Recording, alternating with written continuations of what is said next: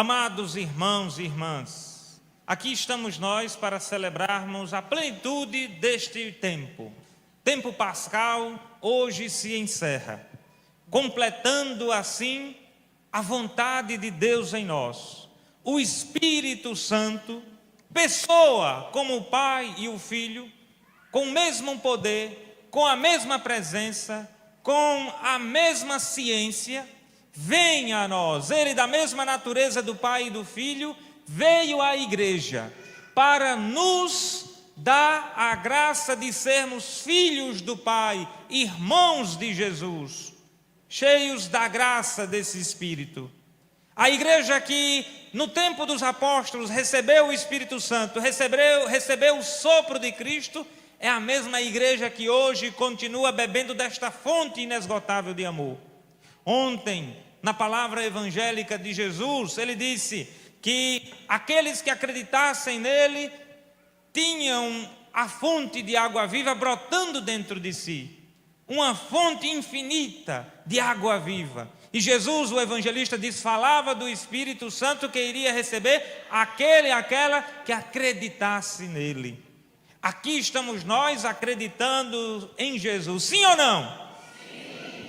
Aqui estamos nós que professamos a fé no Pai, sim ou não? Sim. Aqui estamos nós que declaramos crer em Jesus, sim ou não? Sim. E aqui estamos nós com sede e repletos do Espírito de Deus, sim ou não? Sim. Aqui estamos nós, igreja que tem 2000 anos de história pregando o Evangelho ao mundo. Uma igreja cheia de pecadores e de santos. Uma igreja que é corpo de Cristo, o único que santifica a igreja. Ele é a cabeça da igreja e nós somos os seus membros. Como nos disse São Paulo na segunda leitura, há diversidade de dons, de membros, mas há um só Senhor, há um só Deus, Pai de todos. E nós, filhos de Deus, somos tão diferentes uns dos outros. Basta ver o nosso irmão que está do nosso lado, basta ver seu familiar, seu filho, sua filha, seu pai, sua mãe. Você, ao mesmo tempo que descende dele e gera filhos, eles são tão distintos de você. Você tem irmãos, vieram do mesmo pai e da mesma mãe, mas são tão diferentes. Veja, nós somos múltiplos, mas somos filhos da unidade de Deus. O Pai e o Filho e o Espírito Santo nos criaram, nos salvaram, nos santificam, nos impulsionam a viver como irmãos. Apesar das adversidades, diferenças de modos de ver o mundo, de modo de viver a vida, somos todos um. Foi o que Jesus, durante toda esta semana que se passou, foi nos dizendo, rezando ao Pai na oração sacerdotal, para que Ele seja um como eu e o Pai somos um. Jesus diz-nos ao rezar que nós precisamos manter a unidade, porque Ele rezou ao Pai, e a vontade de Deus é que todos se salvem por meio de seu Filho. E aqui estamos nós, porque acreditamos na salvação. Se não acreditássemos na salvação que vem de Deus, não necessitaríamos estar aqui. Poderíamos estar em outro lugar fazendo alguma outra coisa, que para alguns até melhor. Mas nós não escolhemos outras coisas que aos olhos do mundo são melhores. Nós escolhemos estar aqui, porque este é o nosso melhor, o melhor da nossa fé. Celebrar a graça e presença de Deus em nós. Celebrar a palavra que ouvimos, as orações que rezamos e a Eucaristia que nos alimenta. É dom do Espírito Santo. Irmãos e irmãs, tem um momento na liturgia eucarística que se diz que é a epiclese, quer dizer, é a oração do sacerdote sobre as oblatas, para que a partir daquele momento o Espírito Santo venha sobre elas e assim sejam santificadas, a fim de que elas se tornem, logo depois, com as palavras de Jesus, não mais pão e sim corpo, não mais vinho e sim sangue do Senhor Jesus, para que pão e vinho, que são corpo e sangue do Senhor, nos alimentem, a fim de que, repletos deste Jesus, do Espírito Santo que dele procede, nós possamos também ser alimento cotidiano na vida dos outros. O Espírito Santo faz que nós animemos a nossa alma e também o nosso próximo. Quem tem Espírito Santo não desanima e nem se deixa desanimar pelo outro, mas ao contrário, anima-se e anima o outro. O Espírito Santo é também a força de Deus em nós. Ele não é uma simples força ou uma energia do universo. Ele é uma pessoa que nós podemos nos relacionar com Ele do mesmo modo que podemos conversar com o Pai e com o Filho Jesus. Nós podemos conversar com o Espírito Santo. E a perguntinha para vocês: você, meu irmão, minha irmã, você conversa com o Espírito Santo? Você reza? Você consegue orar com o Espírito Santo? Você deixa que o Espírito Santo diga as palavras que a sua alma tem sede? Você deixa que o Espírito Santo renove a sua vida, renove a sua face, renove a face da terra onde você vive? Nós escutamos no Salmo e a igreja cantou: enviai o vosso Espírito e da terra toda a face renovai. Nós pedimos ao Espírito Santo que nos renove? Ou nós vamos ficando carcomidos, morfados, fechados e medrosos? Veja, nos Atos dos Apóstolos, os apóstolos estavam com medo, trancados naquele cenáculo, naquela sala. Mas quando eles começaram a rezar, porque completou-se o tempo necessário, porque o Pai e o Filho prometeram enviar o Espírito para que todos fossem profetas, veio o sopro, o ruá de Deus na vida da igreja. Do mesmo modo que Adão recebeu o sopro de Deus, o primeiro homem, o ser humano, quando foi criado, a igreja novamente recebe o sopro para dizer: viva! Você tem vida de Deus. E línguas de fogo vieram sobre os apóstolos, para que agora as línguas diversas que continuam existindo, sejam então uma só linguagem, a linguagem do amor de Deus. Apesar das diversidades de idiomas que temos no mundo inteiro, a igreja inteira nestes lugares do mundo celebram hoje Pentecostes, uma só fé, uma só comunidade cristã. Milhões de cristãos no mundo, podemos dizer até bilhões de cristãos, celebrando uma só fé. Os nossos antepassados, aqueles que já se foram, celebraram também esta festa nas gerações deles. Nós hoje estamos celebrando na nossa, mas tenhamos certeza que as próximas gerações depois de nós também celebrarão o Espírito Santo, porque Ele impulsiona a vida para sempre. Enquanto houver fé neste mundo, haverá o dom do Espírito Santo para quem desejar, para quem se deixa conduzir pelo amor. Mas, meu irmão e minha irmã, o que é se deixar conduzir pelo Espírito Santo? É deixar que a vontade de Deus seja como a estrada da sua vida.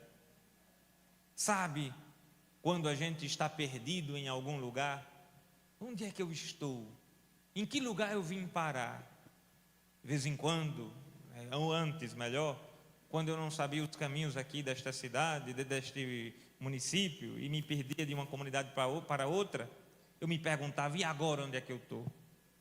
Aí, não por oração, mas pela inteligência humana, eu disse: vou colocar no GPS. E aparecia lá o lugarzinho, o ponto onde eu estava e a comunidade, onde eu digitava lá o nome da comunidade, e aparecia. Aí tinha várias rotas, e eram rotas piores que as outras, porque o GPS não tem precisão. Ele monta a estrada de acordo com o que vê aberto, mas às vezes num buraco ou num lugar para atolar. E já atolei, já fui buscado de trator. Não, eu fui para celebrar e o carro ficou para ser retirado de trator, porque a gente se perde. Assim, às vezes, somos nós na vida emocional, espiritual e familiar. Nós nos perdemos. Precisamos de GPS para nos reencontrar. E olha, o GPS divino é o Espírito Santo. Ele vai nos mostrar o melhor percurso para encontrar o nosso caminho rumo à casa de Deus, rumo à felicidade. O Espírito Santo é esta graça que Deus nos dá infinitamente de encontrarmos através da palavra que Ele vai revelando aos nossos corações, através do alimento que Ele nos dá pela Eucaristia, para que nós não nos percamos. Quem de fato se abre ao Espírito Santo se torna santo. Espírito Santo se torna também santo. Por isso a igreja tem muitos, milhares, centenas de milhares de santos canonizados, para dizer que todos que se deixaram envolver pelo Espírito Santo se tornaram santos.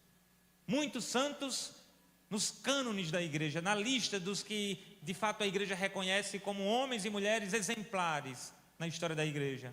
Mas muito mais homens e mulheres anônimos, que os nomes talvez nunca estejam numa ladainha, mas estão no céu, porque foram santificados pelo Espírito Santo. Cabe a nós hoje nos perguntar: eu também quero ser um santo, porque tenho e quero continuar tendo o Espírito Santo em minha vida? E o que fazer?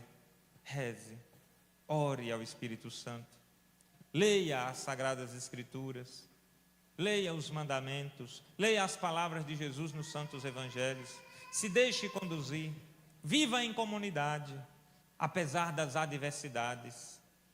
Meus irmãos e minhas irmãs, nós sabemos quem aqui é de comunidade, quem é de igreja, quem é de grupo.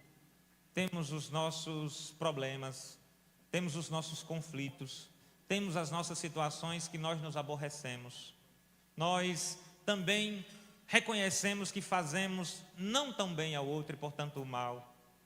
Sem querer ou querendo, como dizia o Chaves, sem querer querendo, nós às vezes ofendemos as pessoas. E elas também, sem querer ou querendo, nos ofendem. E assim é a igreja, como uma grande família. Na família você também tem pessoas que você não vive muito bem, que por alguma questão, problema, seja material, emocional, essa pessoa te ofendeu e você ofendeu ela. E você mesmo assim é chamado pelo amor de Deus a conviver, a deixar vivo, a nunca fazer o mal, porque nós somos cristãos. No mundo afora há muitas pessoas que matam umas às outras, seja fisicamente ou moralmente. Mas nós aqui nesta igreja, nesta assembleia, os que nos acompanham pelas redes sociais, pela rádio, somos chamados ao contrário, a promover a vida em vez da morte, pois o Espírito Santo é o Senhor que dá a vida e procede do Pai e do Filho. Nós vamos rezar o credo niceno-constantinopolitano neste dia, daqui a pouco, na profissão de nossa fé. Nós vamos rezar o credo em que a igreja ensina que o Espírito procede do Pai e do Filho, porque Ele é um amor pleno. Ele nos faz unidade, apesar desses contratempos que acabei de falar. Portanto, agora eu vou contar uma história que alguns já devem ter ouvido. Certa feita, há milênios e milênios atrás, no tempo da era glacial, muitos animais, por causa do frio, acabou morrendo. Muitas espécies foram dizimadas por causa do frio. E havia em determinado lugar um grupo de porcos espinhos. Eles têm na sua pelagem, do lado de fora do seu corpo, espinhos, por isso o nome, são pequenininhos. E, ao perceber que estavam morrendo de frio, eles tiveram a ideia e conversaram entre si: precisamos nos unir para o calor um do outro, nos aquecer e que sobrevivamos a este tempo gelado. E assim foi feito. Eles se reuniram num grande grupo e começaram a se aquecer. O problema é que os espinhos uns dos outros começaram a fazê-los sangrar e doía muito. Então alguns, sem conseguir suportar aquela dor, se separaram e correram. Mas, ao se distanciar do grupo, acabaram morrendo congelados. Então, aquela parte que ficou decidiu: vamos ter que ficar juntos para sobreviver. Então, eles começaram a se adaptar aos espinhos. Mesmo ainda sofrendo com dores, eles ficaram juntos. E quando passou o gelo, estavam eles lá, sobrevivendo, conseguiam ter sobrevivido àquele momento gelado, àquela era glacial. Assim, irmãos e irmãs, nós precisamos entender que, apesar das nossas diferenças, dos nossos contratempos, das nossas limitações, que ofendemos uns aos outros, precisamos estar juntos. Porque se estivermos separados, vamos congelar sem o fogo do amor de Deus que é dado a uma comunidade, a igreja. Sejamos, irmãos e irmãs, bons filhos de Deus, que apesar dos contratempos entre nós, Deus seja verdadeiro motivo de unidade e de paz. Que o Espírito Santo esteja sempre convosco. Amém.